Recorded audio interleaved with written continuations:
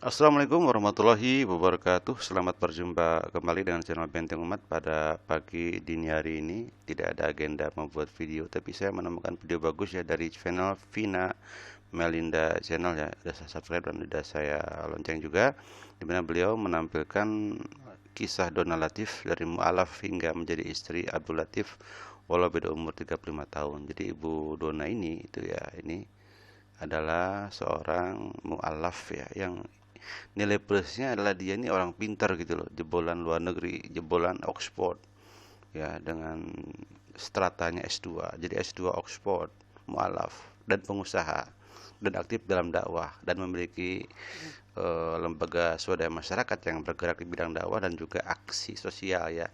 Ini perlu kita promosikan dan kita apresiasi gitu ya, karena memang kita membutuhkan orang-orang seperti ini ya, orang kuat kan gitu. Demikian ya, kita coba dengar bagaimana dari channel Vina Melinda Channel ini menyampaikan, mempresentasikan Ibu Donna Latif ini ya. Demikian ya. Next.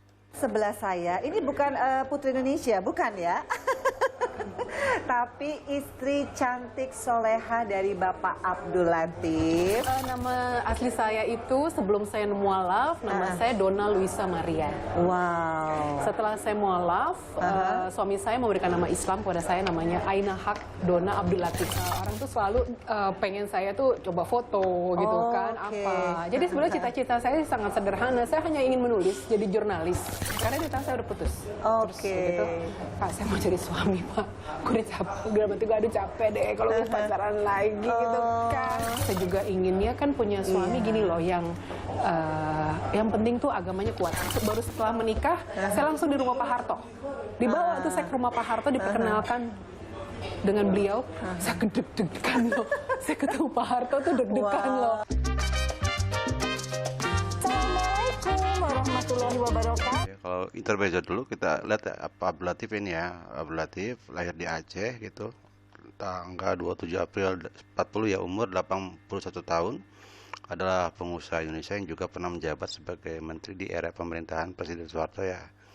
Ini lahir di Pasar Gadang, Padang, Sumatera Barat di tahun 20. Ayahnya pergi merantau ke Banda Aceh, kemudian di sana dia lahir. Di samping pedagang, ayahnya juga aktif dalam organisasi keagamaan Muhammadiyah. Ini gambar Pak Abdul Latifnya, demikian ya. Oke, coba next ya. Donna Luisa Maria. Wow. Setelah saya mualaf, suami saya memberikan nama Islam kepada saya, namanya Aina Haq Donna Abdul Latif. Oh, artinya Aina? Aina Haq itu artinya mata hati. Kemudian Donna itu artinya sebetulnya wanita. Terus kenapa Abdul Latif itu, kenapa beliau minta saya untuk menggunakan nama beliau, karena itu ada artinya juga. Abdul itu adalah seseorang, seperti hamba. Latif itu adalah yang penyabar. Jadi sebenarnya kalau digabung adalah wanita hamba yang sabar dan menggunakan mata hatinya. Wih, keren. Panjang ya.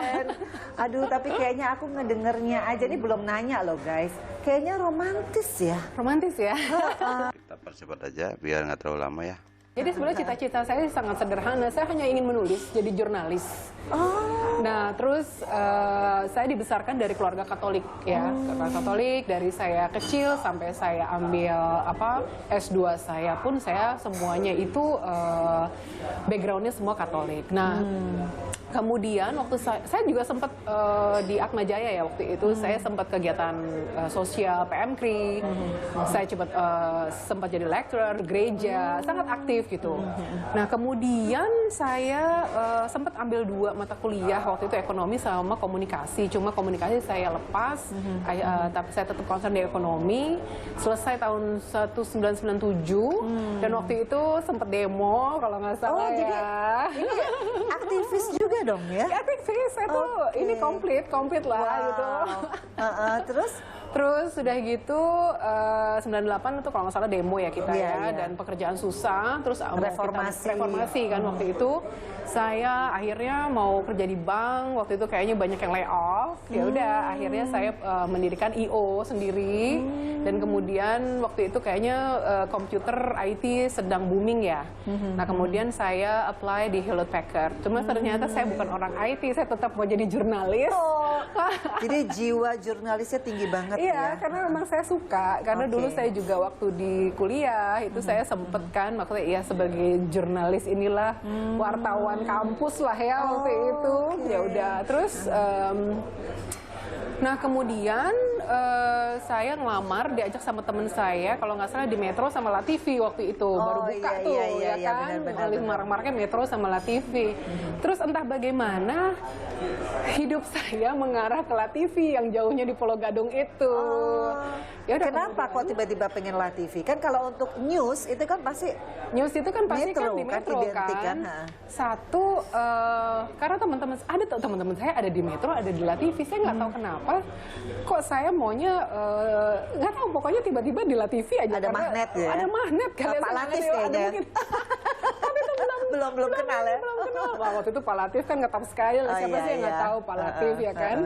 Nah terus kita dulu kita juga punya pacarannya di Pasaraya kan ya kalau nggak salah. Iya benar. Ya kan? Itu kan lokasinya, aduh ngeceng ya. Iya udah ngeceng kan. Oke, bener-bener ya, Blok M, Lawai, Pasaraya. Sama Denny Malik zaman kita zaman dulu. Jalan Sore. Aduh, iya Jalan Sore. Aduh Mas Denny kalau ngeliat YouTube kita, Habis kayaknya ini you pokoknya remember. aku cari ya. Ya, Denny Malik. Denny Malik. Ini Oh, sebetulnya jadi waktu kalau itu zaman- punya pacar, punya kehidupan pacar yang iyalah, jurnalis dulu gitu, itu. tapi pengennya langsung ke LaTV. Iya pokoknya langsung nggak tahu kenapa mungkin teman-teman saya itu udah panggilan dan udah akhirnya saya apply di sana dan saya bahagia sekali, saya first generation waktu itu karena punya tantangan sendiri pada saat itu baru TV baru dan kita harus menghadapi yang TV-TV lama di lapangan ini seperti apa kan. Jadi saya waktu itu bukan hanya anchor, saya juga di lapangan juga gitu dan itu suatu kebahagiaan tersendiri buat saya untuk di lapangan karena Kita langsung ke kegiatan dakwah beliau ya. Di sini dia menyampaikan dakwah beliaunya yang mana berawal dari kajian di Oxford ya. Sebentar ya. keluarga gitu kan. Udah habis itu beliau menyatakan keseriusannya. Udah, seperti itu aja mengalir. Itu cepet banget Mbak, cuma 6 bulan kali terus kita nikah. Wow. Mungkin apa karena saya udah tahu beliau ya, jadi karena saya tuh kerja, terus udah gitu saya juga udah biasa handle kerjaan beliau, terus apa-apa udah melihat lah, jadi udah lama gitu juga. Saya bilang, oh ya udahlah, saya juga inginnya kan punya suami gini loh yang penting tuh agamanya kuat. Memang saya mau cari yang itu dan mungkin juga ini panggilan saya menjawab hidayah saya yang jauh sebelum saya bertemu sama Pak Latif. Jadi setelah saya dipanggil, mau dapat panggilan ini dan jalan saya bertemu dengan beliau, beliau membimbing saya untuk Islam saya dan ya alhamdulillah, maksudnya ya itulah amazing aja gitu. Gitu Tapi aja aku gitu. nggak heran ya. Kita langsung ke yang dakwahnya beliau ya. Yang aktif di ini sini ya. Maha Indonesia.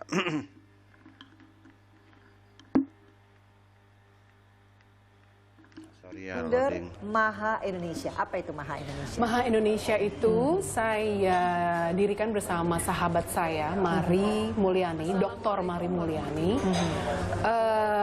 Sebenarnya kepanjangannya itu adalah Mata Hati Indonesia. Itu tahun 2014. Kawan baik saya ini pengajar di Oxford. Oke. Nah, saya tuh sering ke London waktu itu dan ketemu sama kawan baik saya ini. Kemudian kita sepakat yuk kita buat komunitas kecil ini karena kita sama-sama ingin memperdalam agama Islam. Di mana di Oxford itu ada kajian pusat studi agama Islam di sana, part of Oxford University. Dan saya menemukan pelajaran agama Islam yang berbeda yang saya pelajari di Indonesia. Kemudian kita sepakat, kita buat komunitas di sana. Nah kemudian setelah saya aktif dengan kajian di sini, kebetulan kita ada Masjid Al-Latif dan banyak Di mana Masjid Al-Latif? di Pasaraya. Oh iya, di Pasaraya, Di benar-benar. Pasar Lantai 5. Nah, teman-teman saya bilang, Dona, kalau boleh ada dong wadah buat kita, karena kita nggak mau gabung nih sama yang kita nggak kenal, karena itu kan besar kan jemaahnya. Betul. Jadi akhirnya saya buat satu wadah. Terus saya bilang sama co-founder saya, ya udah deh, Maha Indonesia coba kita buat deh di Jakarta, ya kan, dengan bersama Jadi teman-teman ada ini. branch di Jakarta. Ada ya? branchnya. Nah, nggak apa-apa. Ternyata animonya sangat disambut dengan baik, dan kebetulan saya juga berhubungan punya koneksi yang baik dengan para ulama-ulama besar yang mau untuk memberikan share ilmunya kepada Maha Indonesia. Oke. Nah, kemudian setelah di DKI sudah ada, kemudian merambat ke Jabar, terus sekarang ada di Sulsel, Jawa Tengah juga ada. Jadi saya pikir udahlah 4 itu dulu. Tapi saya menekankan ini bukan untuk kita, ini loh, ini benar-benar untuk syiar, saya bilang gitu, karena kita benar-benar memperdalam agama, dan jangan lupa kita berdonasi. Saya fokuskan di 2 itu dulu, Vena. Udah, itu mata hati Indonesia. Oh, jadi visi misinya itu Maha Indonesia apa yang menjadi? Jadi visi misinya adalah bagaimana kita benar-benar fokus apakah Islam itu, kita studi beragama, dan kita apa sih sebagai manusia individu itu. Saya mengajak manusia itu berdasarkan mata hati kita, ya kan? Ya, demikian itulah kegiatan. Jadi apa kesimpulannya Ibu Dona Latif ini seorang intelektual ya, jebolan S2 Oxford. Ya, dari Inggris ya, nggak semua orang bisa dari sana ya, berarti orang pinter kan, dan dia pengusaha, berarti dia kuat, demikian kan, dan dia aktif di organisasi gitu, yang bersifat dakwah dan aksi sosial ya, dan beliau juga aktif di politik juga ya, mungkin ya, waktu itu mungkin dibawa oleh suaminya ya. Jadi ini sebuah aset yang luar biasa yang harus kita syukuri gitu ya. Oke, kita tutup dengan sebuah ayat Al-Quran ya. Qul Allahu ta'ala fi kitabil karim, innaka latahdi man ahbabta walakinallaha yahdi may yasha. Bukan engkau Muhammad yang memberi hidayah kepada yang kau cintai, tetapi Allah lah yang memberi hidayah kepada yang Dia kehendaki. Bahwa sudah merupakan kehendak Allah gitu ya, sudah merupakan ya kehendak Allah ya, may yasha tadi kan. Ibu Dona Latif ini digiring ke hidayah Islamiyah gitu ya, melalui mungkin, ataupun sebelum melalui pun sebenarnya beliau ini sudah membuat kajian-kajian, dan ketika menikah dengan Pak Latif lah dia memastikan diri gitu ya, mungkin menjadi seorang muslimah yang taat dan soleh. Demikian ya, kita doakan mudah-mudahan beliau ini sukses dan istiqomah dan memberi kontribusi ya kepada kaum muslimin wal muslimat di Indonesia. Demikian saja saya kira. Billahi taufiq wal hidayah. Wassalamualaikum warahmatullahi wabarakatuh.